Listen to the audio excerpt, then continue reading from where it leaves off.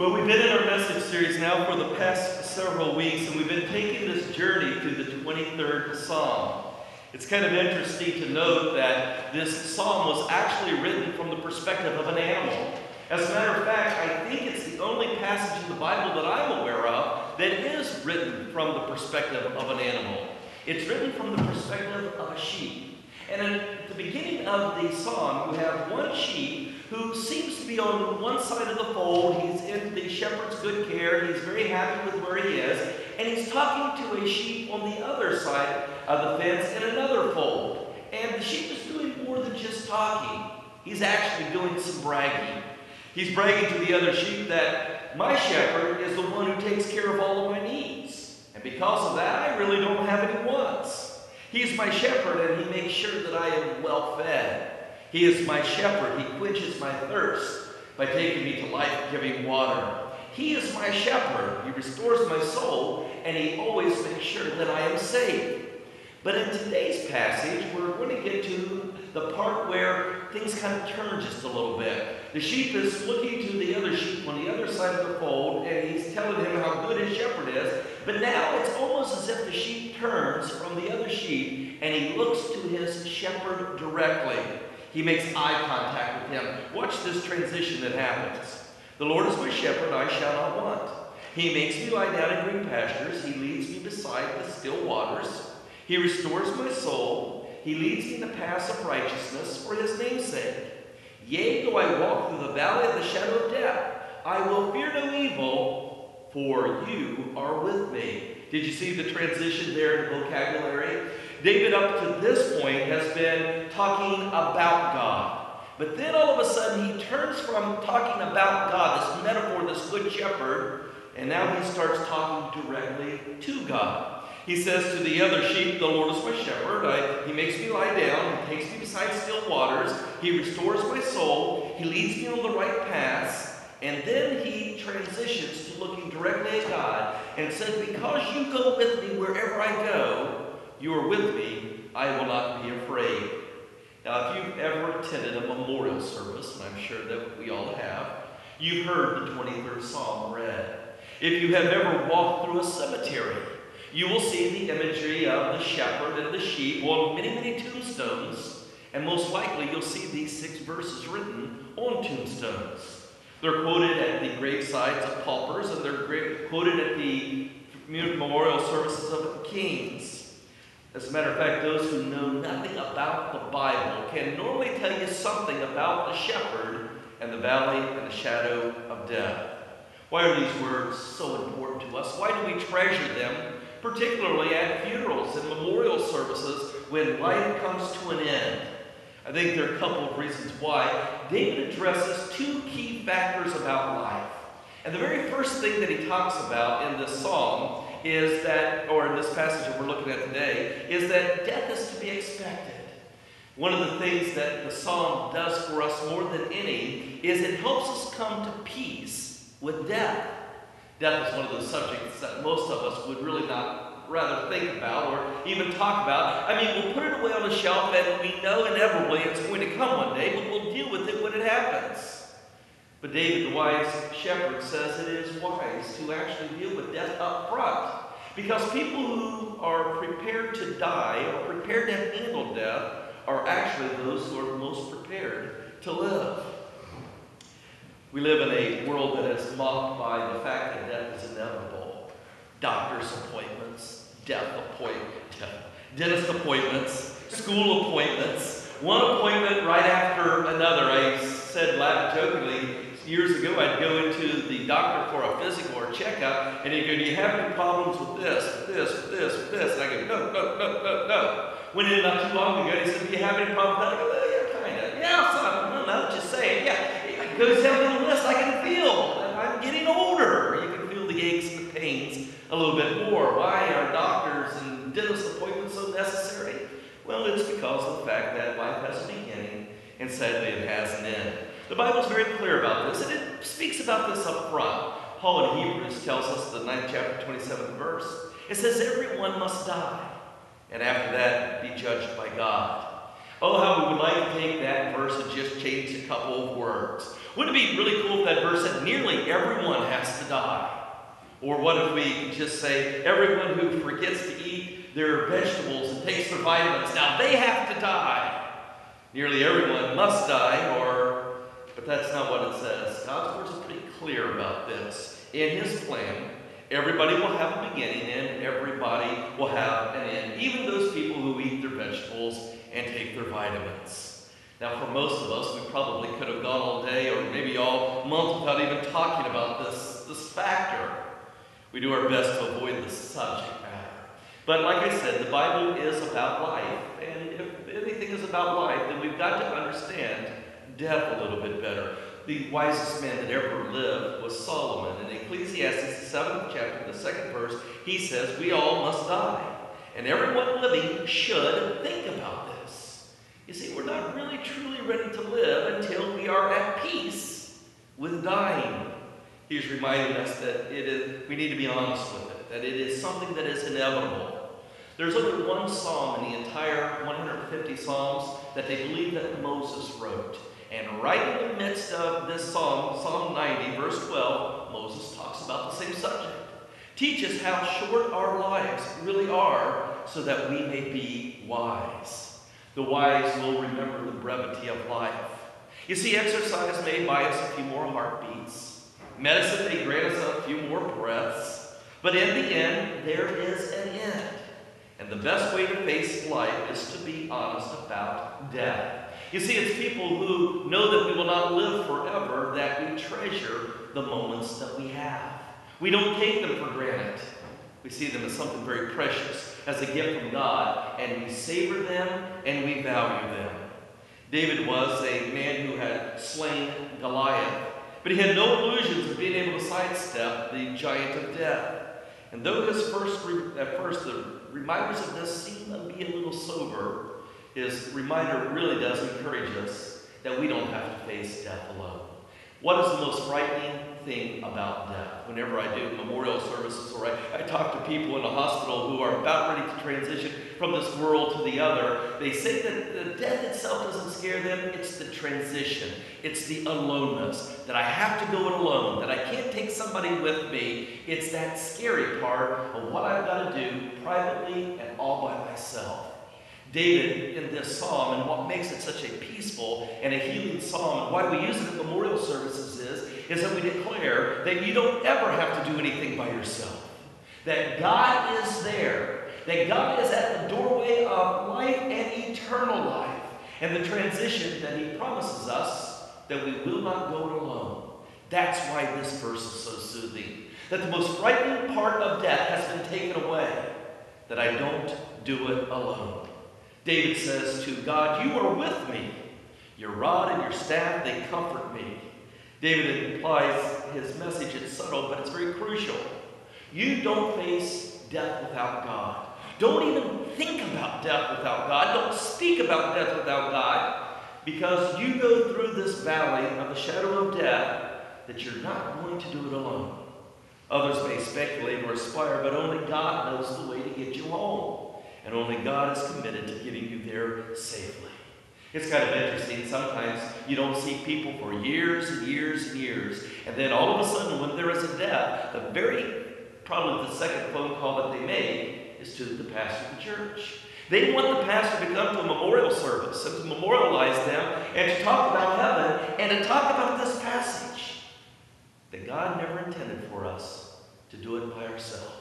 That when we get to the end, that it really is a beginning for God. We talk about crucifixions. God talks about resurrections. We talk about dead ends. God talks about beginnings. And there's nothing any more soothing than to know what this verse is telling us, that even though death is inevitable, that I don't have to do it by myself. Now that's peaceful. Somebody once said, nobody is really truly prepared to live until you are ready to die. So what makes Psalm 23, this verse, really comforting and soothing is you don't have to do it alone. That God is there, and God will help us transition. Now, that's going to help us in that final moment of our life, but most of life is not spent on our deathbed. Most of our life is spent on this journey, and that's the second part that this verse talks about, is that valleys in life are to be expected. Did you see the news this past week when the British Airways had loaded up their plane? They were leaving Miami. They were going to go to London. It was a peaceful flight. The sun was shining. The birds were chirping someplace. The clouds were fluffy. Everything was beautiful. Everything was in place. When all of a sudden, just like we're sitting here today, there was an announcement that came over the intercom that said the plane is about ready to make an emergency landing on water. Now, I don't know about you, but I can think of a lot more places that I'd rather an emergency landing happen than on water. It's not the safest place to land a plane. It was interesting, this response. People who were living now are all of a sudden, in a matter of a second, are facing their death. Here's what the CNN article said. It said the relaxed trip from Miami to London was turned into a nightmare for some British Airways passengers after the cabin crew mistakenly activated an emergency water landing alert. The plane was in the middle of the Atlantic when a recorded message informed passengers that the aircraft was going to make an emergency landing on water. It took the crew no longer than 30 seconds to realize that a grave error it was, but for the scared passengers, those seconds were an eternity. We looked at each other and we figured out that we're just about ready to die. Duncan Smith, 58, told the Daily Telegraph. Families with children were distraught. People were in tears. It was very distressing. People were screaming in horror. Tracy Smith, his wife, said it still makes me very emotional when I think about it because it was traumatic. I thought to myself, that's really kind of a perfect picture for life. Everything is smooth sailing when all of a sudden, seemingly out of nowhere, comes the abrupt, comes the unthinkable, comes the valleys. There's an old Arabian parable that says this. It says, all sunshine and no rain actually makes a desert. If you have never had down times or dark times, gloomy times, then your life's going to be dried up. If you've never had death to yourself, if you've had no discouragement, you've had no low valleys, then there's probably been no depth developed, no maturity. You see, it takes both good times and bad times to make a person complete. It takes both good times and bad times to make a mature person. Life is going to be a mixture of pain and pleasure, of victory, of defeat, of success and failure, of mountaintops and valleys. That if you want to experience the mountaintops, you will have to go through the valleys to get there. And so this verse is about living in the valleys, the dark times, the times that betray the harder sides of life. Even in our darkest valleys, our darkest days, David says, I've got good news. You don't have to go it alone because my God is there. He says in verse number 4, even though I walk through the valley of the shadow of death, I will fear no evil. You are with me. Your rod and your staff, they comfort me. In Israel, there's actually a real place called Death Valley. They say that it is two basically cliffs that come side by side, and that the only time that the sun shines in the valley is when it is high noon directly over. Any variances thereafter, it casts light upon it, but most of the time it's just shadows. In order to get to the higher ground where the shepherds would be feeding their sheep, many of them, including David himself, would have had to have gone through the valley of the shadow of death. And the only time that they would see sunlight would be if it would be high noon, which doesn't last very long. In the midst of going through the valleys, they would come across predators, bears, and lions, and thieves, and people trying to steal. It was a dangerous place. And so as it got darker, as David walked through that valley with his sheep, he felt alone. And it was during those times that he reminded himself, oh, I'm not alone, because God is going to be there to take me every step of the way. When you look through the Bible, you'll actually see that valley is almost a metaphor for rough times in life. Joshua talks about the valley of calamity. Psalms 84 talks about the valley of weeping. Hosea talks about the valley of trouble. And the verse that we're looking at today in Hebrew actually means the valley of deep darkness. What I'm here today is to tell you is what David said and discovered so long ago, that if I'm going to enjoy the mountaintop experiences, I am going to go through some valleys in life. I am not going to be immune from them, even if I'm a good person. So what do when you're forced to go through these valleys? There's 5 things I think that you should remember. I'm going to give them to you real quickly. Number 1, valleys are inevitable. Okay? You're going to go through a valley. You're going to go through many valleys in life. I'm going to go through many valleys in life. They're going to happen just as you can count on the sun coming up during the day. You've got to come out of the valley in order to get to the mountaintop. And I have to understand that. So what can we say about valleys? Well, they're either on their way, you're either in one right now, or most likely there's one coming. I think it helps us to understand that valleys are a part of our life, and so that we don't spend our time in the valleys shocked and in dismay and trying to find out answers of what we did that was wrong. Jesus was very clear when he spoke to his disciples right before they left that it would not be a bed of roses. He said in John 16:33 to them, and it's a reminder to us today, in this world you will have trouble. It's not a matter of if, but when it's going to happen. You're going to have difficulties. You're going to have disappointments and discouragements in life. There are going to be times of suffering and sorrow and sickness. There's going to be times of frustration, failure, and fatigue. They're going to happen to you.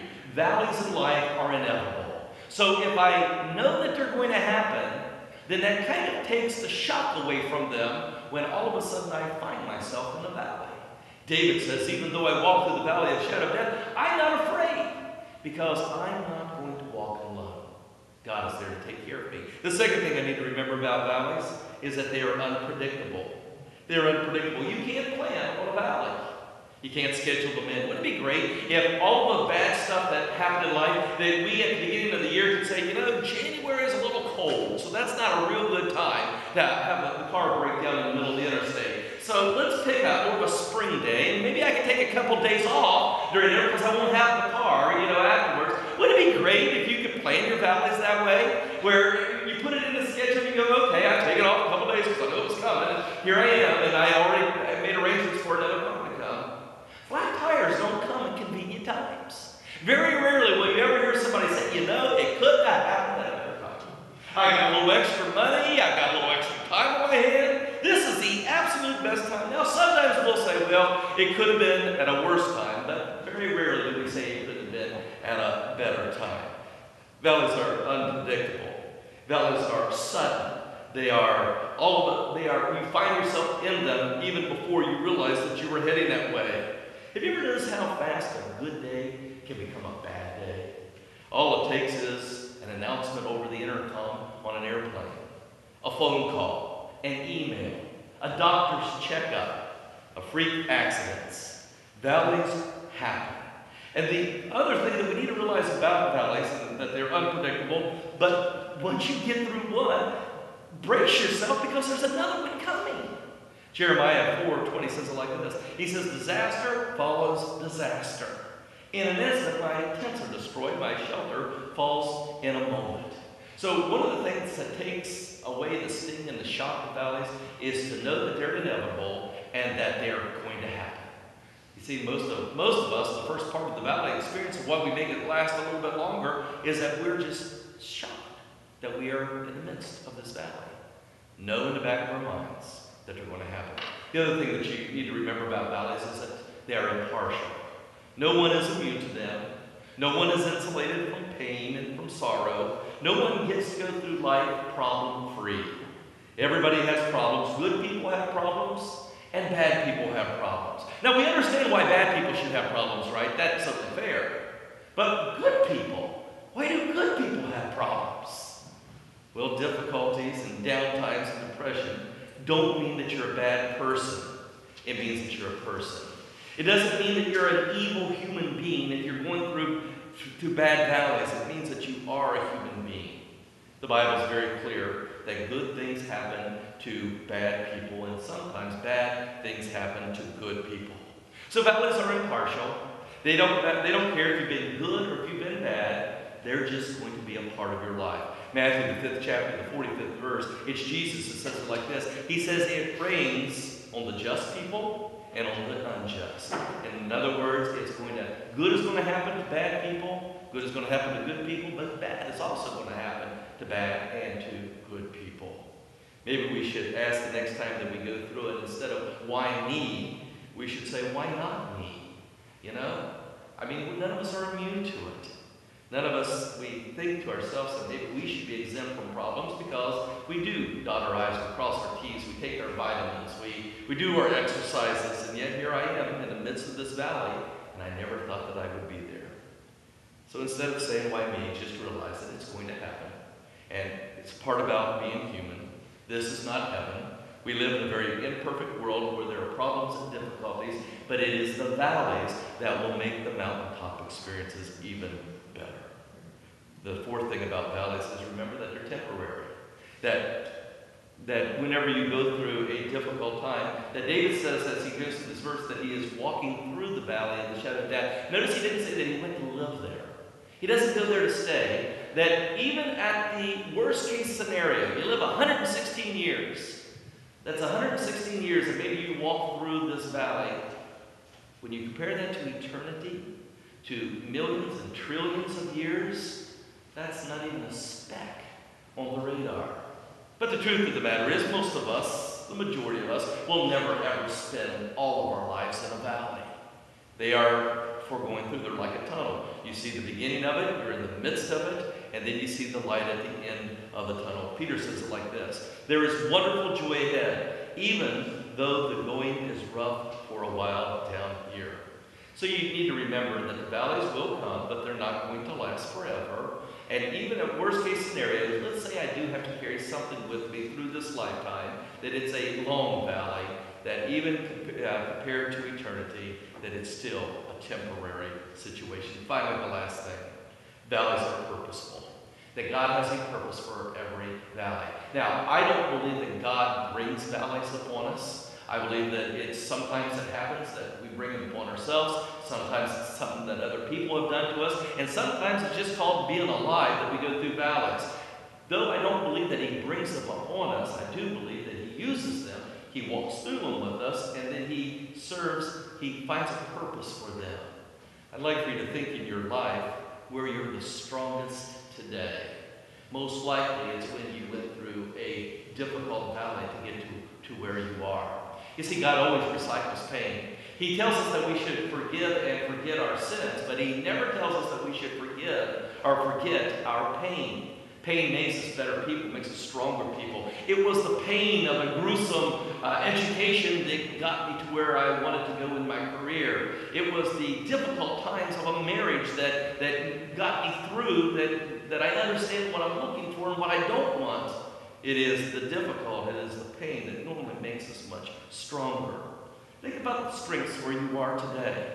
Where is it that you're the strongest? And I'll venture to tell you that you probably went through a valley to get to that strength. Was it a divorce? Was it cancer? Was it a death? Was it losing a job? Was it an alcoholic in the family? What was it exactly that, would you say that strength that you have today that came from? You see, when we go through the valleys, that's where things are built. God strengthens us. He gets us ready and prepared so that we can experience the mountaintops. But the only way that we can do it is to go through the valleys. According to an old fable, there was a man who made an unusual agreement with death. He told the Grim Reaper that he would willingly accompany him when it came time to die, but only on one condition: that death would send a messenger well in advance to warn him. Weeks weaned into months and months into years, and then one bitter winter evening, as the old man sat thinking about his possessions, death suddenly entered the room and tapped him on the shoulder. Startled, the man cried out, "You're here too soon. You came without warning." "I thought we had an agreement," Death replied. "I have more than kept my part. I've sent you many messengers along the way." As the man compelled, Death whispered to him. He said, "Notice your hair. Once it was full and black, now it is thin and white. Look at the way you cock your head and listen to me, because you can't hear very well. Observe how close to the mirror you have to stand to see yourself clearly. Yes, I've sent messengers through the years. I'm sorry you're not ready, but now it is time to leave." The Bible tells us nobody is truly prepared to live until we are ready to die. What do I do when I go through the dark valleys? Refuse to be discouraged. Remember that God is with me, and always rely on God's protection for guidance.